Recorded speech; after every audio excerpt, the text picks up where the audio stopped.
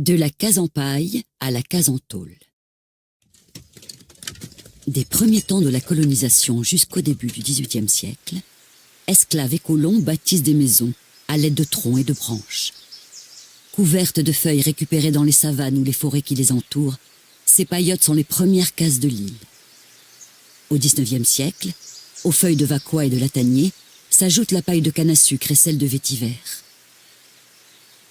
Les paillotes sont alors le mode d'habitat le plus répandu dans les îlettes les plus éloignées, mais aussi dans les camps des sucreries et à la périphérie des villes.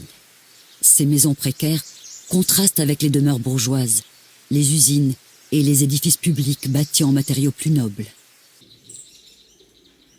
Dans les années 1950, les tôles de récupération, les fûts métalliques déroulés et autres ustensiles recyclés font leur apparition dans ces constructions de fortune. Seule perdure la structure et la charpente en bois de jadis, sur laquelle on vient clouer les feuilles de métal. La case en paille devient case en tôle.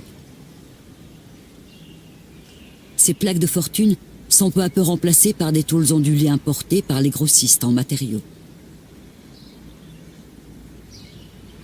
Si de nombreuses cases en tôle subsistent encore de nos jours dans les zones rurales, elles ont tendance à disparaître progressivement en zones urbaines, avec le développement de l'habitat social en mode collectif.